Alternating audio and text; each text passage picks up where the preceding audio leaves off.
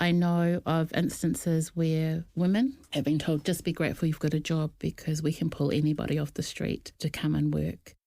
How would it feel to grow up watching your mum get paid less than her co-workers just because she has a different skin colour? And then you find yourself doing work that's undervalued because the role you're doing, caring, has traditionally been considered women's work.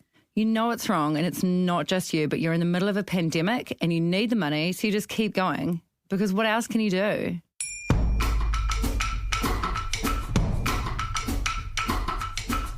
From Stuff and Bird of Paradise, this is Tell Me About It, The podcast that takes you behind the scenes of our reporting on gender issues. To hear the voices at the centre of our stories. I'm Kirsty Johnston. I'm a reporter at Stuff, specialising in the justice system. I'm Michelle Duff. I write about issues that affect the lives of women and children.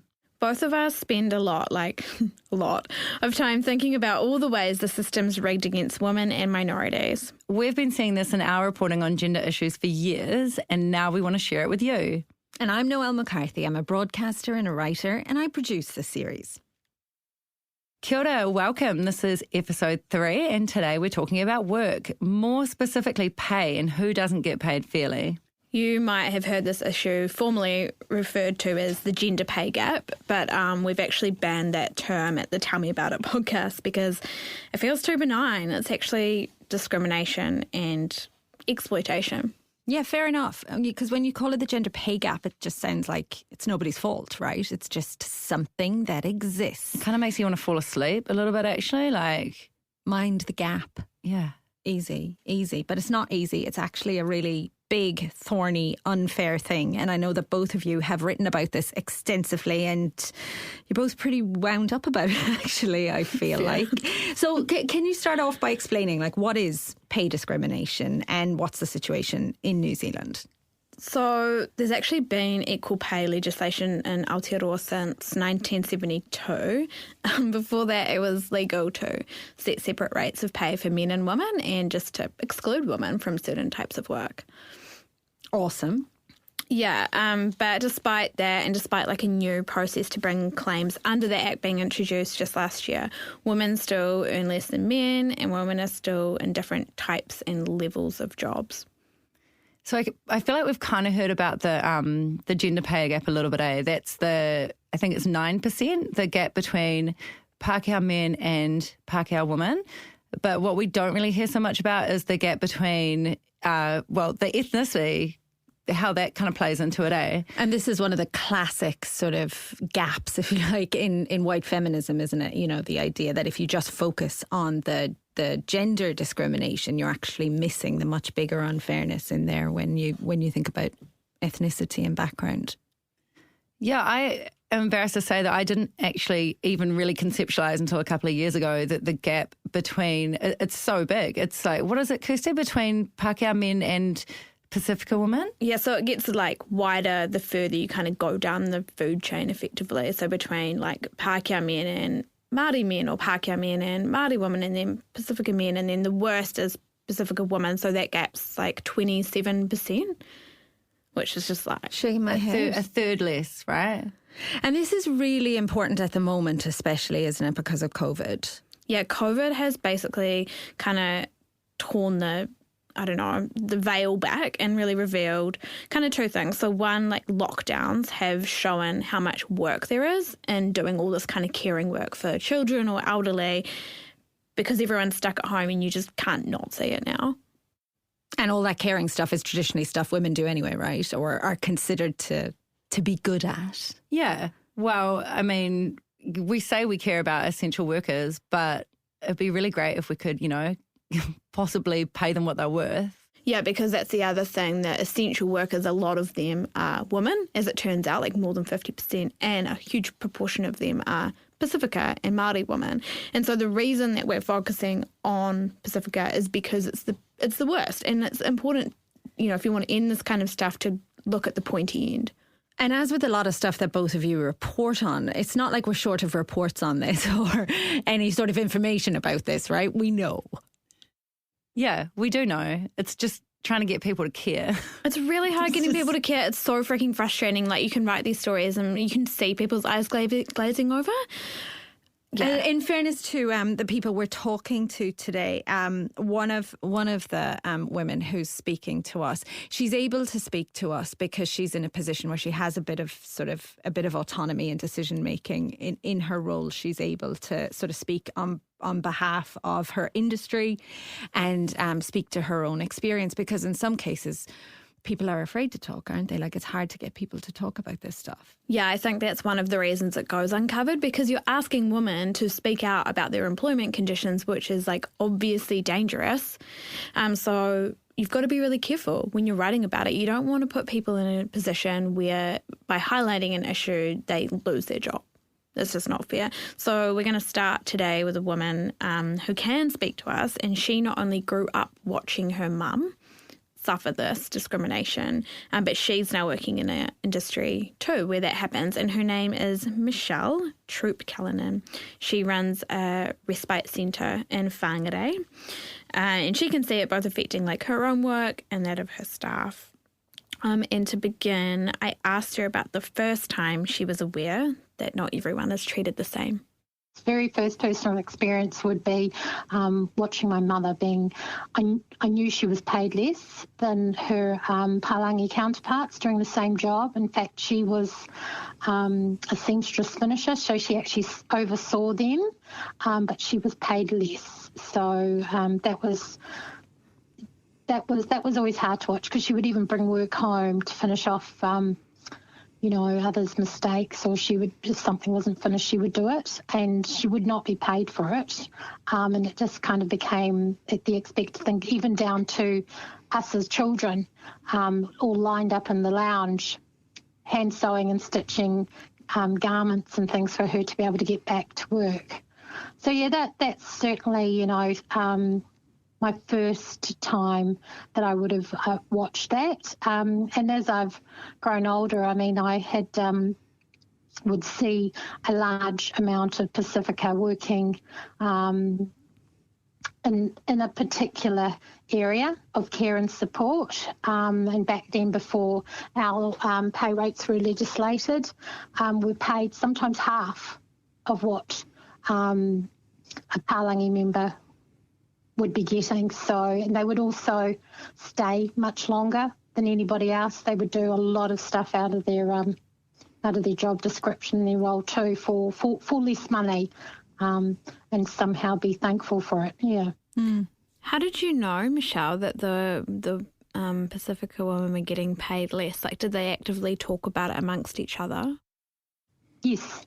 They would, but they wouldn't speak of it to their Palangi counterparts. There's always be a half caste in the group. So someone potentially like me, who was pretty fair, who certainly knew what others were getting.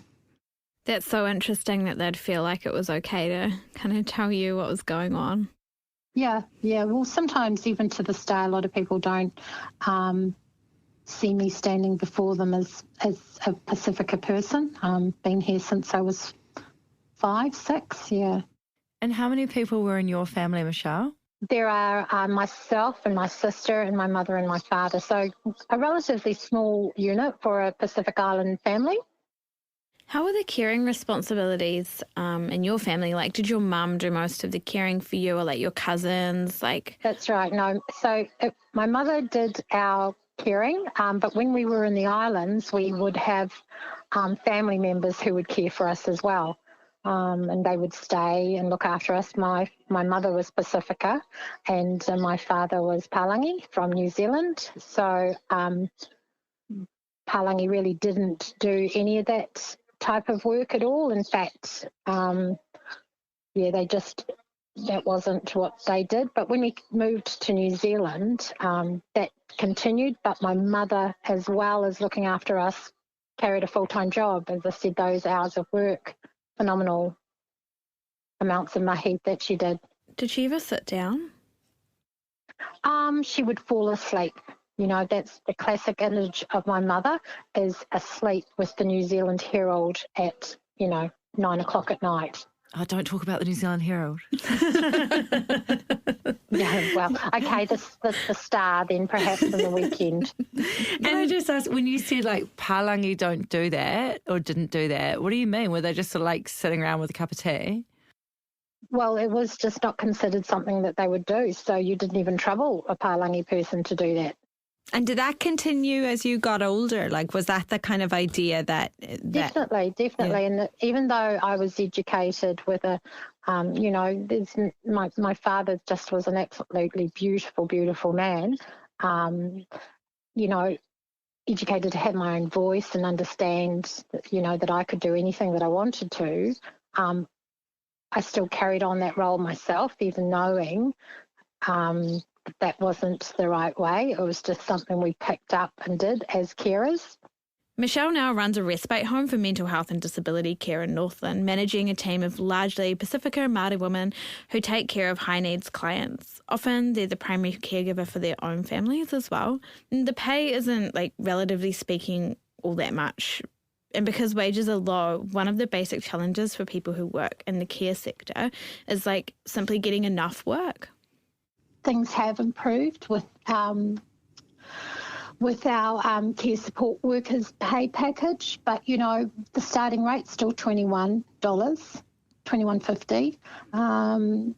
Most people who work in this industry, would like to be able to get a full-time job, but then they worry that if they get the full-time job, that 40 hours isn't going to be enough. So often we'll stay on a part-time or a casual contract and just say yes to every possible thing. So job or hours that comes their way. But the trouble with that, if it doesn't rain, it pours. So you can have a drought of no work. So it's very hard to live like that. It must be really hard to have certainty, get a loan or, things like that. Or plan anything, yeah. You won't. So, some things there that could change is that often, some people see when I do my tax return that I've earned a huge amount of money. Oh, you're on a good wicket. But actually, I've probably done about 60 to 70 hours a week to get that. So often, wages are seen and it's what I earn is seen as a total amount, but it needs to be relevant with how many hours I've actually had to do to achieve that. So you've got the first shift, the morning shift, before you even come to work, or if you're on shift work, we work 24/7 here. You do your very rarely does anyone ever do 8 hours. It's, about 10, and then you'll go home for your second and third shifts. So the time for wellness of, thinking, am I going to be strong enough to ask for more, or am I worthy? You just become part of a machine in your own habit of going to work, going home, serving that. That is almost like that's all your head can cope with. And in a year of lockdowns and levels and traffic lights and whatever else, Michelle says the pandemic is adding stress. I've had a few people ask for loans, people I've never would have ever, and it's taken a lot for them to ask. And I'm thinking, we're 4 days out from payday, and I'm thinking, well, it's clearly for food, and how do I support someone like that? I mean, I'd rather, I'd gladly give them money, but, is it rude of me to give them some meat or some food, because it's quite embarrassing to have even needed to get to that stage. But in particular, Pacifica, there's a lot of food that gets eaten. There's no way in the world that $21.50 on a part-time salary or wage, even with subsidies, is going to fulfil the need of 6 to 8 people at home, feeding them at home 24/7. Because at school they were getting potentially, having lunch and breakfast offered to them, Imagine that, not being able to feed everyone because the kids can't go to school. On the one hand, COVID's been a huge new stress for families living one week to the next. But another way of looking at it is the pandemic's just drawing attention to a form of unfairness that's always been there. No, I think if anything, it's highlighted the difficulties that have pre-existed and have actually perhaps the situation has become more dire. So this is Nia Bartley. Nia is a Pacifica woman also working in the health sector, and she's a real advocate for Pacifica women at work. She's helped me a lot on stories about wage discrimination. COVID has just helped to reveal what is actually been festering for a long, long time. Do you think now that more people can see it, do you think that's good?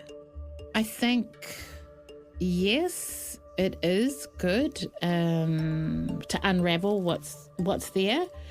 But there's one thing to reveal it, but what are you going to do about it?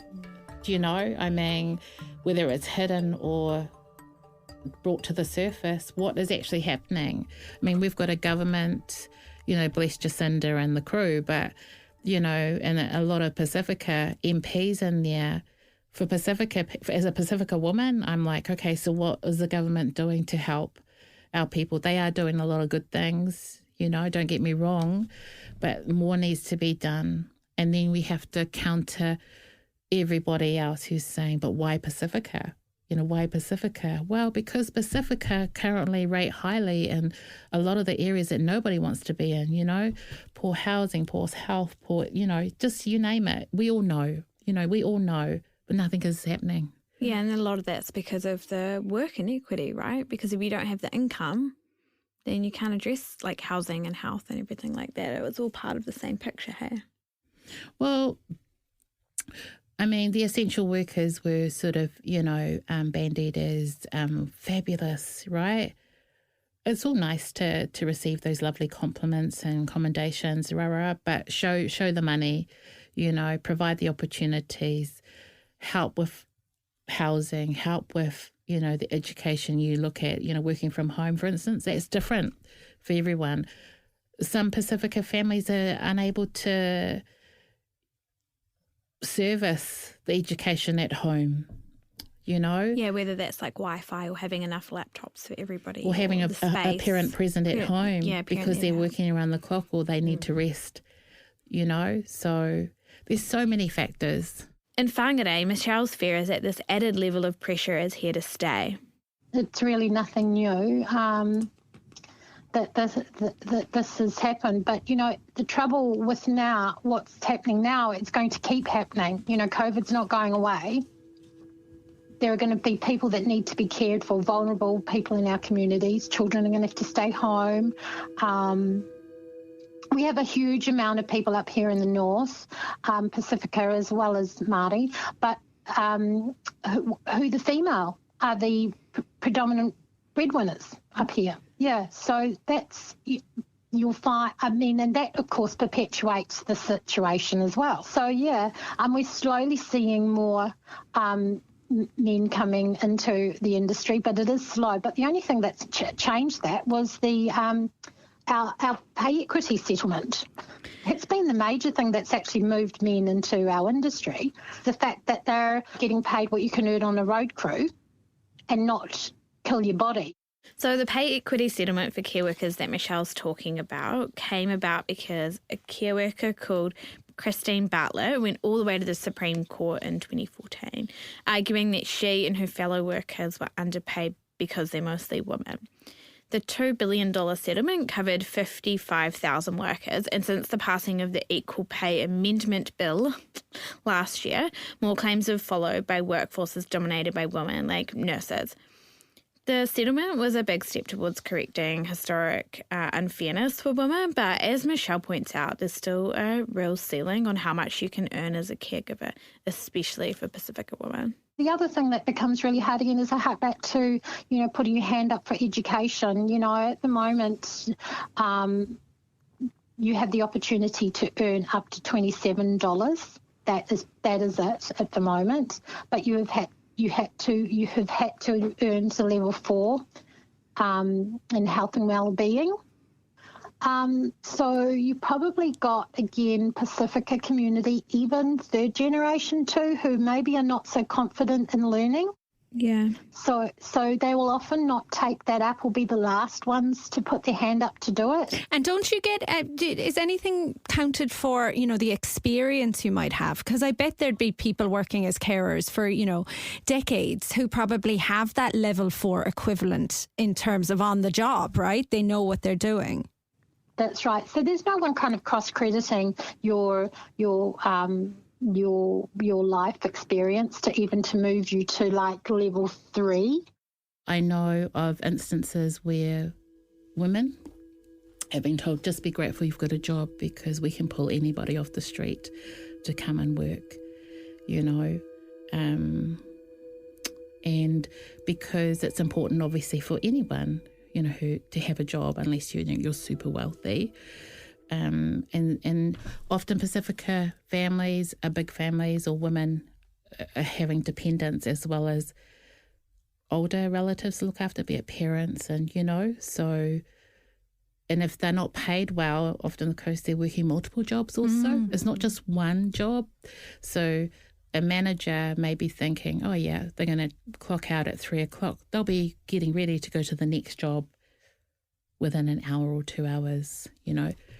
I think for Pacifica women, they don't necessarily always looked after themselves, you know, because for them, their children, their family are first and foremost.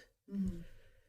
And that, I think, can sometimes be exploited, do you know, because if a terrible employer realises that, you know, they can basically push the envelope and have them in, and the worker often will not decline, and they'll say yes. So they'll accept perhaps conditions that maybe another group wouldn't accept. We saw this earlier in the year when workers at Lifewise, like a care home agency in Auckland, picketed their main office. They were sick of not getting enough hours or like any certainty about their hours, and they wanted more sick leave and bereavement leave, but they didn't get it. It's valuing more than just academic things.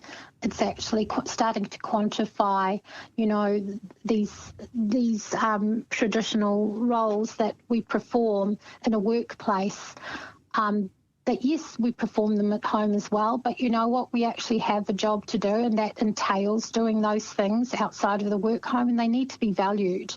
Pay discrimination is happening across a range of industries, not just in the lower wage jobs. And as Nia says, it really puts that 9% wage gap between Pākehā men and women in perspective.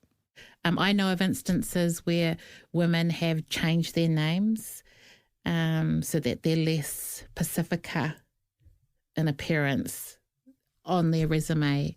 Like giving themselves a white name. Yeah, well, there are, you know, the mixed heritage, but they'll anglicise their name or make it seem just so they can just get in.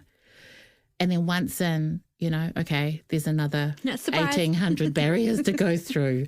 So there's barrier upon barriers there, and that's what it's like. So I don't mean to demean your situation, but I'm just saying when you say you think 9%, right?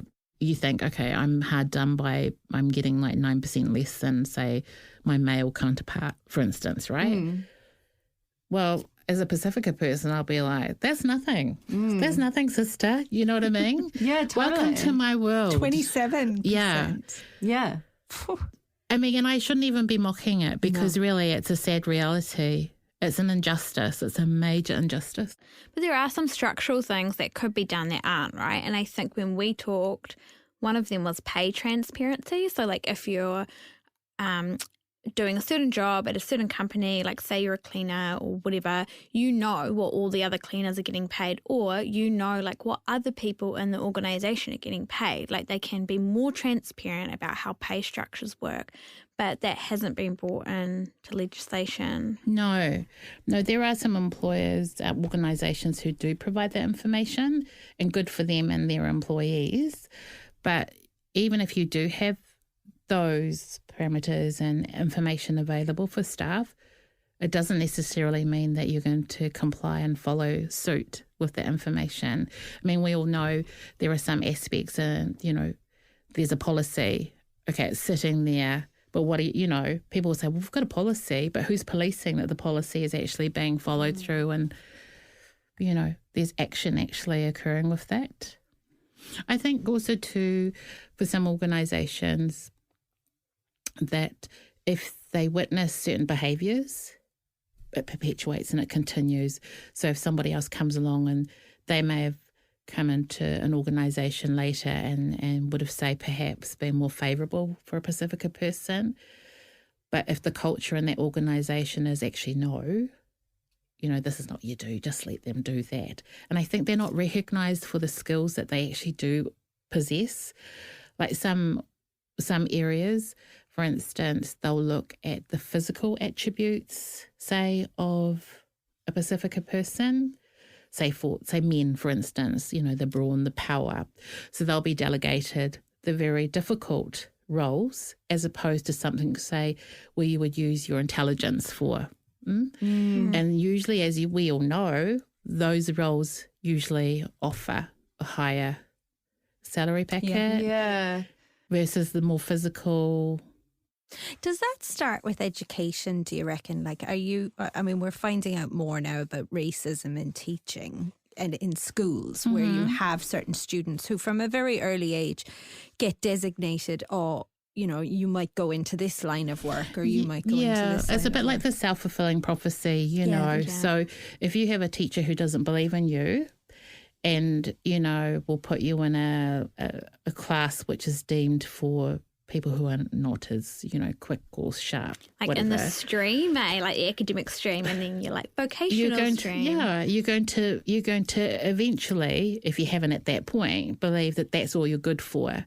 And so your potential at that point, is knocked back. Yes. And your self-esteem is not. So imagine then graduating at that point, and you're not geared, say, to go to university or some other form of higher education. So already perhaps your journey, has already been predestined because of the narrative decided upon by somebody else.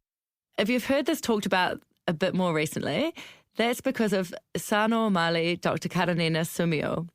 She's the Equal Employment Opportunities Commissioner, and she's investigating pay discrimination against Pacifica workers. Nia reckons that asking to hear from people with lived experience of discrimination is a smart place to start. Well, you need to talk to the people. You can't have a group of experts, saying, oh, this is what happens in Tauranga and this is what happens in Bluff, right?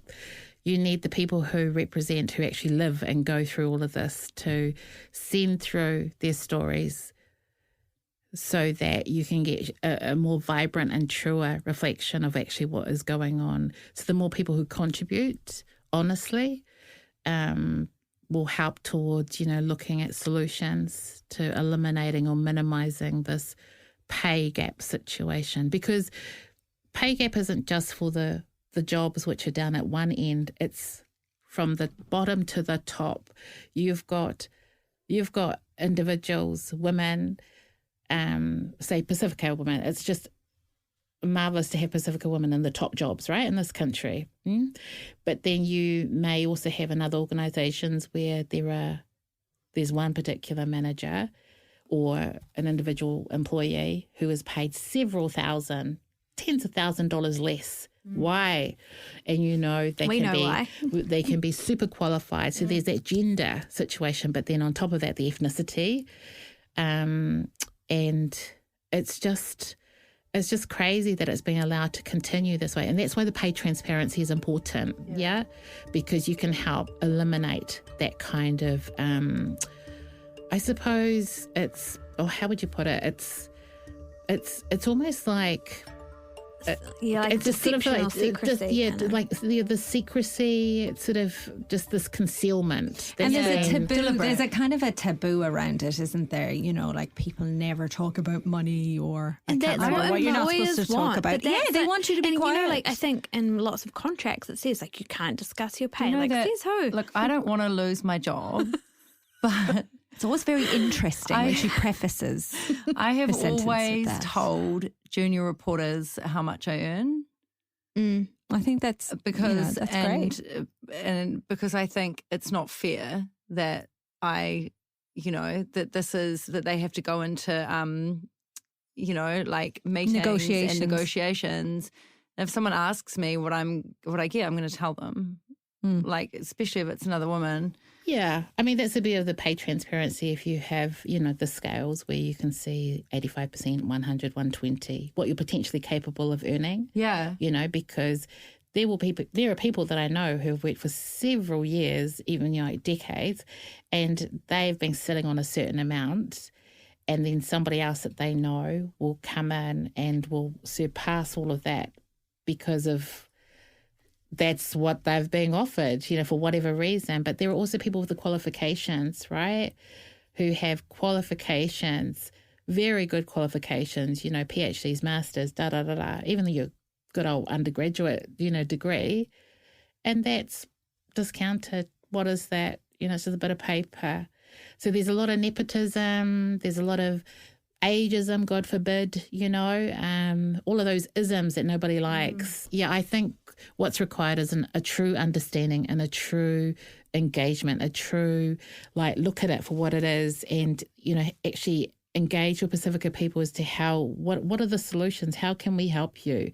Because there's only really ever been one model to do things, and that's the Western way, So when a Pacifica person comes to the workplace, unless your culture in that workplace is you are truly into diversity, and I'm talking about more than just the food and, having language weeks. I mean, they're great, but it's more than that. Stickers it's the on way, it's living, truly embracing each other and accepting, the strengths that we all have to offer.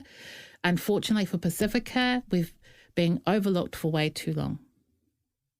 And as a result, because, for instance, for some, their ability to speak up, it has knocked their confidence, their self-esteem, and they will just carry on, come in, go out, you know what I mean? Because they've got a job, because they're like, oh, But why is it that way? And I think we're lucky we've got the government that we have now, because we've got some sort of stead in making traction to make a difference.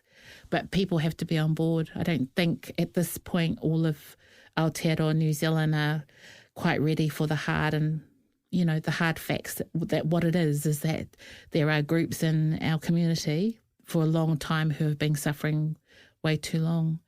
COVID perhaps could be viewed as, a cloud with a silver lining to some degree because of that.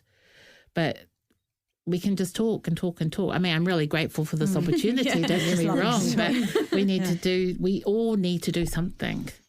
So that's Nia Bartley there, talking about the change that needs to happen when it comes to the pay gap, although we're not saying the pay gap anymore because it doesn't even cover it. The great unfairness, pay discrimination for Pacifica women. So you'll be watching that, will you, Kirsty, that Human Rights Commission investigation? I'll be watching with bated breath. Are you hopeful? Eyes wide open. I try to be hopeful, but She does. She to be does fair, try. if Karanina Sumio is involved, that woman can get things done. So if anyone can do it, she can.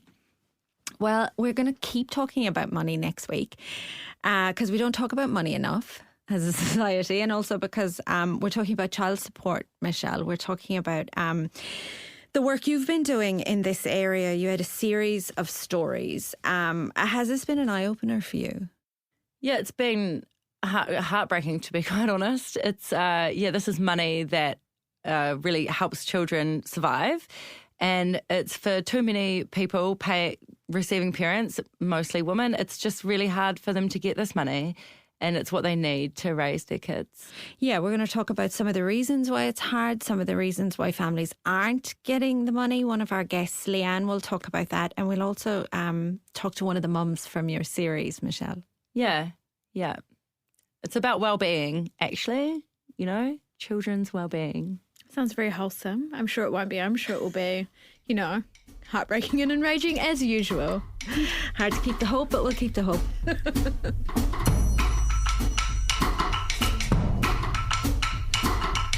Tell Me About It is made by Bird of Paradise for Stuff, written by me, Kirsty Johnston, Michelle Duff and Noelle McCarthy, and produced by Noelle. Carol Hirschfeld is our executive producer for Stuff, and all of our engineering and sound design is thanks to Phil, Simon and Nicole at Matrix Digital.